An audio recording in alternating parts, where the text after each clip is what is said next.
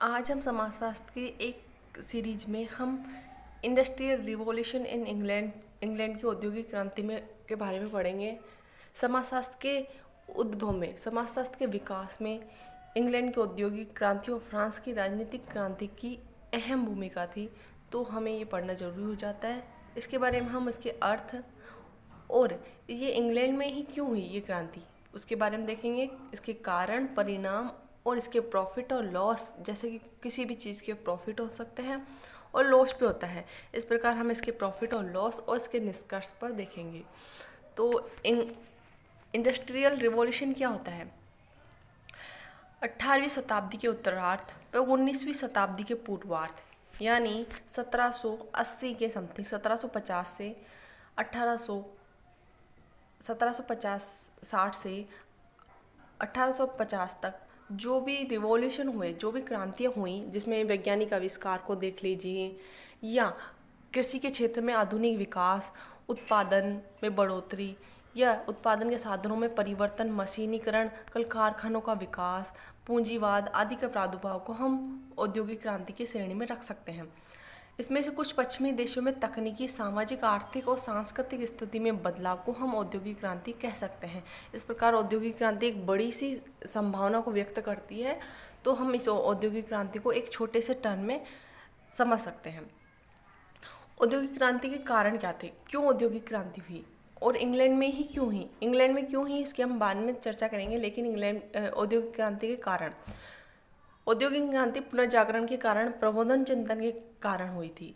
यानी लोगों में तर्क की भावना, सोच कारण और परिणामों को जानने की इच्छा, जिज्ञासा ही औद्योगिक क्रांति का परिणाम है। लोग दकियानुसी सोच से दूर हटकर तर्क के आधार पर चीज़ों को सोचने के लिए विवश होना पड़ा। इस कारण औद्योगिक क्रांति में परिवर्तन हुआ।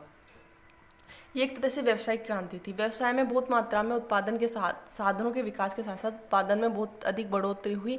इस वजह से लोगों की मांग के अनुसार पूर्ति होने से जनसंख्या में समुचित रूप से उसको पहुंचाया, संसाधनों को समुचित रूप से पहुंचाया गया। इस कारण व्यावसायिक क्रांति को औद्योगिक क्रांति कहा गया। जनसंख्या वृद्धि, जनसंख्या इतनी अधिक बढ़ रही थी कि औद्योगिक मशीनीकरण के प्रयोग से ही मानव संसाधन से व्यक्ति, जो चीज़ें बहुत कम समय में बनकर तैयार हो रही थी, वो मशीनीकरण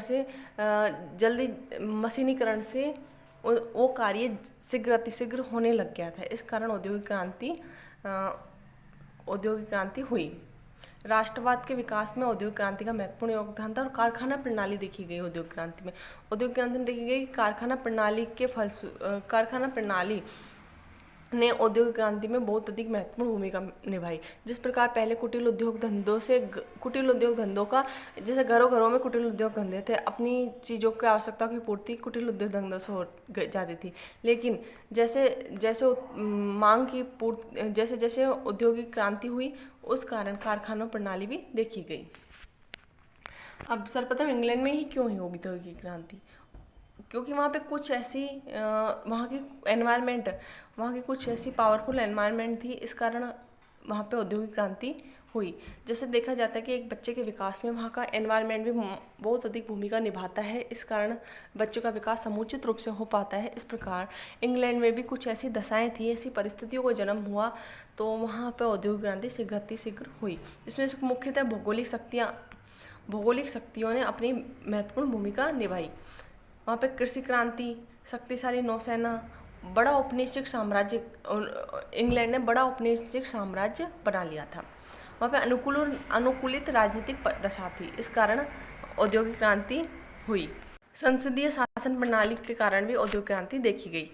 भौगोलिक स्थिति, वहाँ की इंग्लैंड ऐसा क्षेत्र है जो चारों ओर से, तीनों ओर से जल राशि से घिरा हुआ है। इस कारण वहाँ की शक्तिशाली नौसेना ने, और पहले व्यापार समुद्री मार्ग से होता था, इसलिए उसको व्यापार करने में भी आसानी हुई, और वहाँ की शक्तिशाली नौसेना में भी उसकी अहम भूमिका निभाई। इस कारण वहाँ की औद्योगिक क्रांति में बांधक बनने वाले तत्व बहुत कम थे। इस कारण वहाँ पे बहुत अधिक औद्योगिक क्रांति हुई।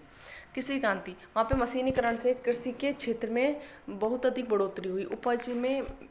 उपज कृषि के यंत्रों के विकास और मशीनीकरण से वहाँ की कृषि में कृषि की उपज में बहुत अधिक बढ़ोतरी होने से कृषि व्यापारियों की स्थिति सुदृढ़ बनी, जिससे उन्होंने अपनी पूंजी मशीनीकरण में लगाई। इस वजह से वहाँ पे मशीनीकरण का विकास हुआ, इस कारण औद्योगिक क्रांति हुई।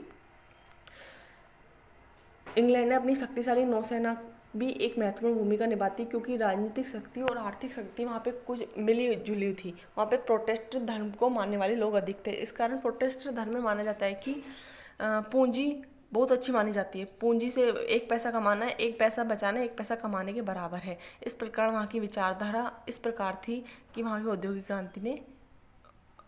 औद्योगिक क्रांति सबसे पहले हुई।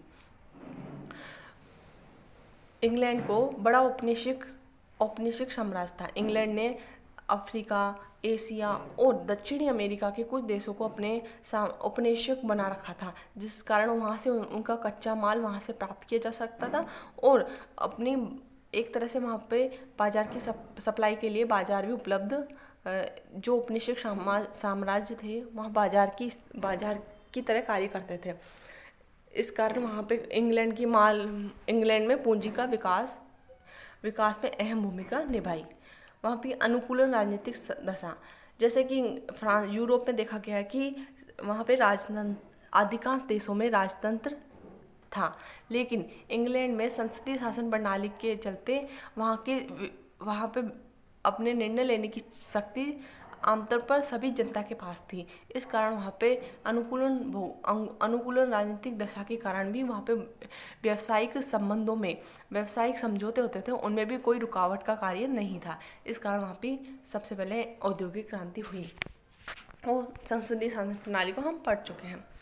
इसके परिणाम आर्थिक, राजनीतिक, सामाजिक और सांस्कृतिक, इसके कई परिणाम हुए जिसमें से हम आगे पढ़ेंगे।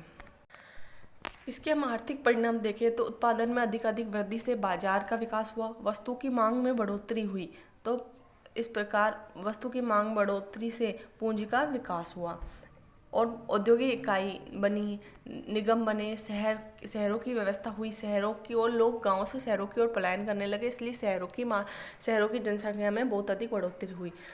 पूंजी शेयरों के रूप में विकास हुआ। पूंजी शेयर बाजार में लोग पूंजी को शेयरों के रूप में पूंजी को लगाने लगे बाजारों में। इस कारण बाजारों में कंपनियों को पूंजी की व्यवस्था बैंकों के माध्यम से हो गई।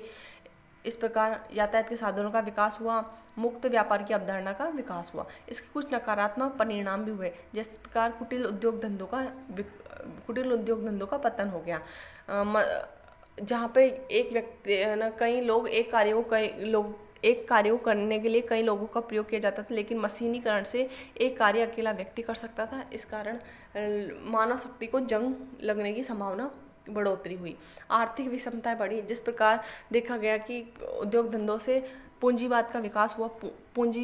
पूंजीवाद के विकास से पूंजीपति अधिक पूंजी अपने पास रखने लग गया और गरीब अधिक गरीब हो गया। इस प्रकार अमीर और गरीब की खाई के बीच में आर्थिक विषमता बढ़ोतरी हुई। इसके राजनीतिक परिणाम ये हुआ कि उपनिवेशवाद को बढ़ावा मिला। जैसे कि इंग्लैंड के विकास को देखते हुए भी अन्य देशों ने सोचा कि हम भी कई देशों को उपनिवेश बनाकर आर्थिक प्रगति कर सकते हैं। इसलिए कई देशों के बीच में उपनिवेश बनाने की बढ़ोतरी हुई। इसका परिणाम ये था कि प्रथम विश्व युद्ध और द्वितीय विश्व युद्ध इसके परिणाम हुए। मध्यम वर्ग का उदय हुआ, उदारवादी शासन प्रणाली का विकास हुआ, अंतर्राष्ट्रीय राजनीति का विकास हुआ। जिस प्रकार पूंजीवाद और समाजवाद जैसे देशों के बीच में शीत युद्ध की संभावना बढ़ी। श्रमिक आंदोलन को बढ़ावा मिला कि श्रमिकों के शोषण, जैसे श्रमिकों की गरीब स्थिति के चलते श्रमिक आंदोलन को बढ़ावा मिला। इसमें राज्यों के कार्यों में वृद्धि हुई। राज्यों के कार्यों में इस प्रकार वृद्धि हुई कि राज्यों के नियम संसाधन सरकारों की आवश्यकता हुई, पुलिस बल की आवश्यकता में बढ़ोतरी हुई।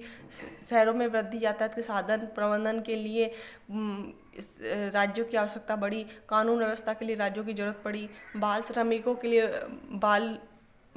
जहाँ पे कल कारखानों में छोटे छोटे बच्चों को कार्य कराया जाता था, महिलाओं का शोषण किया जाता था, उन्हें अधिक से अधिक घंटे कार्य करवाने के उपरांत भी उन्हें बहुत कम सीमित मात्रा में मजदूरी दी जाती थी। इसलिए राज्य के हस्तक्षेप की जरूरत महसूस हुई।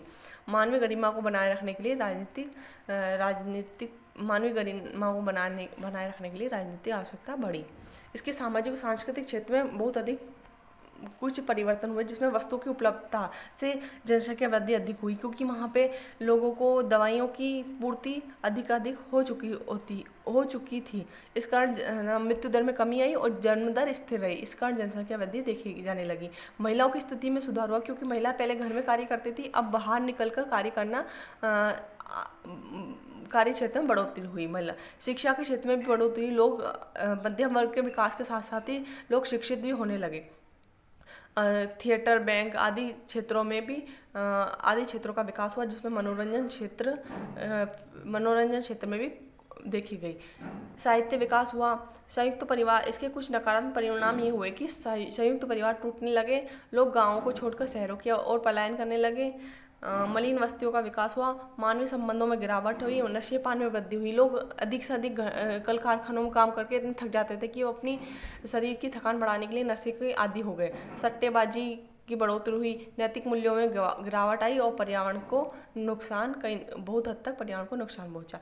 इसमें वैचारिक परिणाम ये हुए कि मुक्त व्यापार की अवधारणा का विकास हुआ, पर्यावरण के प्रति लोगों की चिंता बढ़ोतरी हुई और उपयोगितावादी विचारधारा का जन्म हुआ। लोग अपनी उपयोगिता के आधार पर कुछ कार्य उपयोगिता के आधार पर करने लगे, कि जैसे उनको लाभकारी सिद्ध होता था कोई कार्य, तभी वो कार्य करते थे, नहीं तो नहीं करते थे। नारीवादी आंदोलन में बढ़ोतरी, नारियां भी अपनी मताधिकार को लेकर मताधिकार को लेकर जागरूक हुई। इस प्रकार देखा गया कि इसमें जेम्स वॉट के द्वारा बनाए गए वाप्स के इंजन ने आविष्कार को महत्वपूर्ण भूमिका निभाई, जिसमें पहले जो कोयले और लोहे, जहाँ पे इंग्लैंड में कोयले और लोहे की अधिकता थी, इस कारण वहाँ की औद्योगिक क्रांति को जन्म हुआ। जेम्स वॉट ने, जहाँ पे कारखानों में पानी भर जाता था, तो भाप से इंजन के थ्रू वहाँ पानी को निकाला जाता था। जेम्स वॉट के भाप के इंजन।